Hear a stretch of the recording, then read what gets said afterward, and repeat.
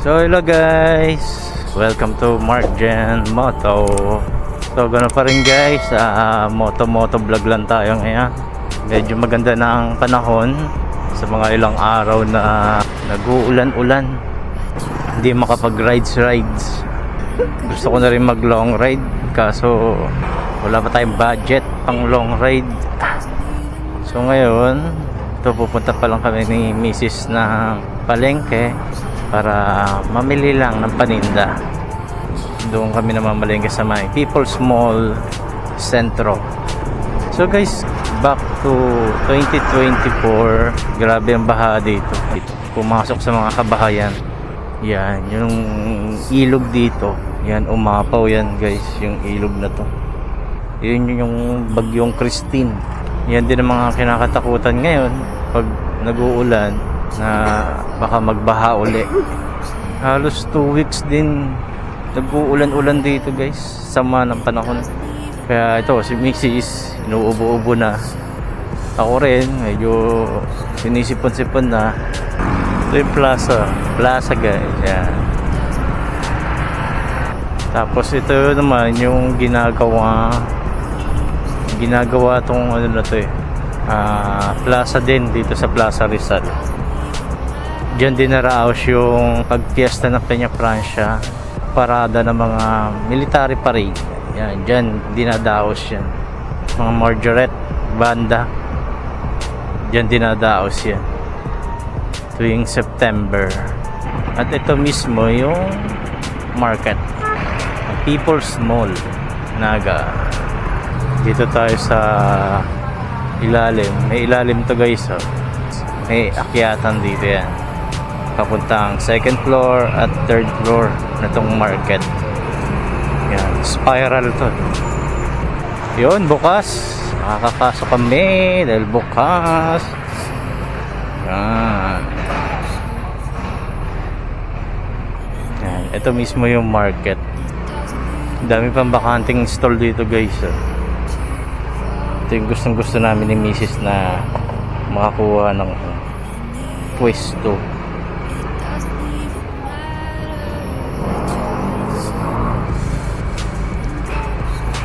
Excuse me po.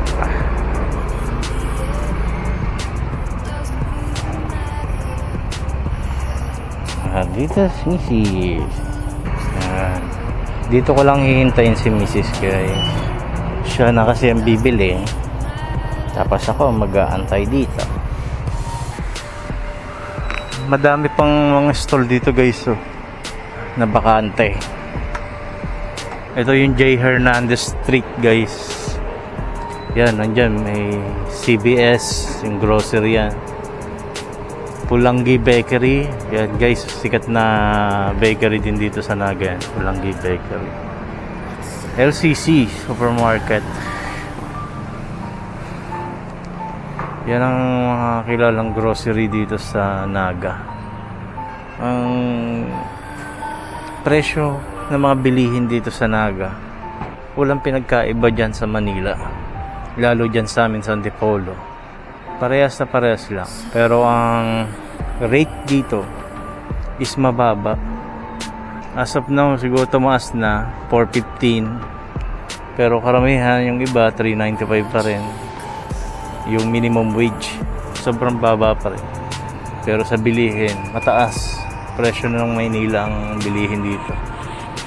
Sa mga paupahang bahay, ganun din, mahal din. Yung lowest na paupahan dito is nasa 3.5. Tulad ng inuupahan naming bahay sa 3.5. 5 minutes later.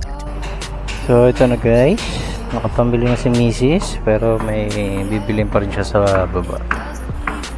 Kaya waiting pa rin.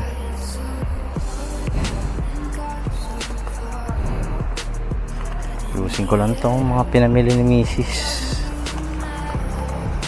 Ito pala guys, itong J. Hernandez na to. Nung bagyong Christine, baha yan. Grabe ang baha dito guys. Baha yan. Yung hanggang ano yan guys, lagpas tao dito.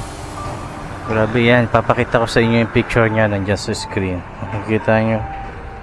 Almost 2 months bago na balik sa ganito, sa dati yung ano niya. Sobrang dito, sobrang putik, sobrang baho dahil sa mga basura. Yan yung CVS na yan, yung grocery na yan, pinasok yan ng mga tao nun. Nanguha sila ng mga grocery dyan sa loob.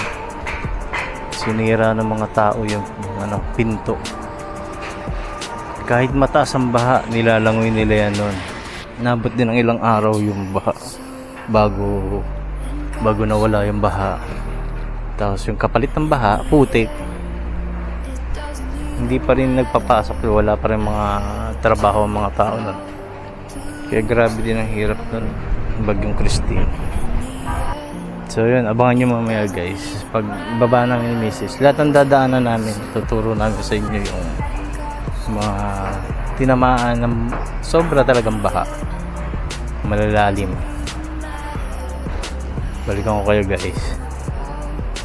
So guys, yun na, pauwi na kami ni Mrs. at nakapamili na kami.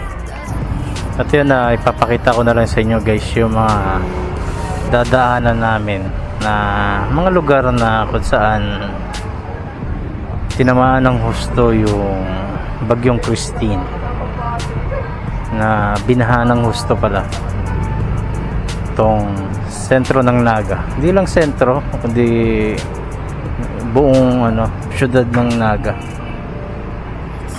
Yan, pababa na tayo. Yan guys yung food court, kainan yan dito sa baba. Tapos mga parlor, barbershop, yan nandito sa baba.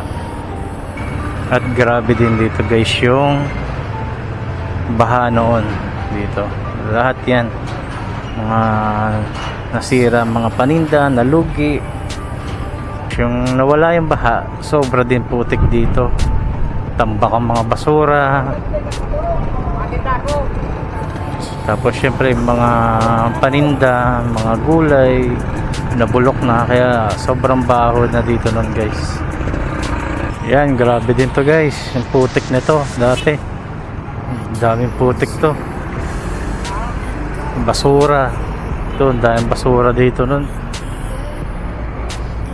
Tapos tong street na to guys, ito grabe, lagpas tao daw dito ang baha dito nun, itong street. Kaya hanggang ngayon sarado na yung ibang establishment dito, hindi na ginamit. Ayan, grabe din ang baha dito nun, kasi mababang lugar to, mababa masyado. Itong imol na to guys, grabe rin ang baha dito niyan. Nung naglakad ako dito hanggang Bewang, papasok ng trabaho, kasi pumapasok pa rin ako nun kahit baha. Ito, nilalakad ako guys, nilalakad ko yan.